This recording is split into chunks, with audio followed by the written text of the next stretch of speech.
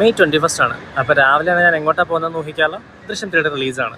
അപ്പോൾ ടെസ്റ്റും കാര്യങ്ങളൊക്കെ പുറത്തു വരുന്നതിന് മുമ്പ് രാവിലെ തന്നെ കണ്ടേക്കാമെന്ന് കരുതി. അങ്ങനെ ജോർജ് കുട്ടി വീണ്ടും വന്നിരിക്കുകയാണ്. നല്ല അടിപൊളിയായിട്ടുള്ളൊരു മൂവിയായിട്ട്. ദൃശ്യം 3 ഇപ്പോൾ കണ്ടിറങ്ങിയതേ ഉള്ളൂ.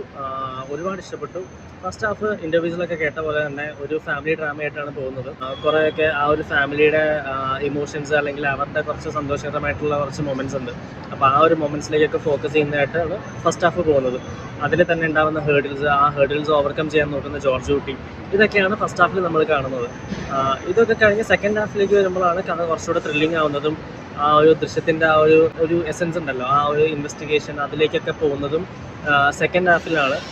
ഒരുപാട് പുതിയ ക്യാരക്ടേഴ്സ് വന്നിട്ടൊന്നുമില്ല, എന്നാൽ വന്നിട്ടുള്ള ക്യാരക്ടേഴ്സ് റെലവൻറ്റുമാണ്. ദൃശ്യം 1 and 2 പോലെ ഒരുപാട് ട്വിസ്റ്റുകളും കാര്യങ്ങളൊന്നും എനിക്ക് ഫീൽ ചെയ്തിട്ടില്ല. നമ്മൾ ആ ഒരു സെക്കൻഡ് ഹാഫിൽ ക്ലൈമാക്സിലേക്ക് എത്തുമ്പോഴാണ് കുറേയൊക്കെ ഇത്തവണ ട്വിസ്റ്റും കാര്യങ്ങളൊക്കെ വന്നിട്ടുള്ളത്. ആൻഡ് എന്ന് കരുതി ബോറടിപ്പിക്കുന്നൊന്നുമില്ല. ആ ഒരു ഫാമിലി ആംബിയൻസും കാര്യങ്ങളൊക്കെ നമുക്ക് എൻജോയ് ചെയ്ത് കാണാൻ പറ്റും.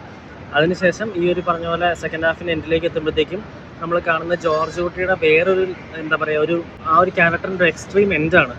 ഏതറ്റം വരെയും തൻ്റെ ഫാമിലിനെ പ്രൊട്ടക്ട് ചെയ്യാൻ വേണ്ടി പോകുന്ന ആ ക്യാരക്ടറിൻ്റെ എക്സ്ട്രീം എൻഡിലേക്ക് ആ ക്യാരക്ടർ എത്തുന്ന ഒരു സാഹചര്യമാണ്. ആസ് യൂഷ്വൽ ജോർജ് കുട്ടിയുടെ എക്സ്പെക്ട് ചെയ്യുന്നതും ഇങ്ങനെയുള്ള സർപ്രൈസിങ് എലമെൻറ്റ്സ് ആണ്. നമ്മളൊക്കെ വിചാരിക്കുന്നതിനേക്കാൾ കുറച്ചുകൂടെ എക്സ്ട്രീമിലേക്ക് ആ ക്യാരക്ടർ പോവുകയാണ് to protect his own family. പിന്നെ ഇതിനൊരു 4th പാർട്ട് ഉണ്ടാവോ ഇല്ലെന്നൊന്നും എനിക്കറിയില്ല. മേ ബി പോസിബിലിറ്റീസ് ഉണ്ടാവാം.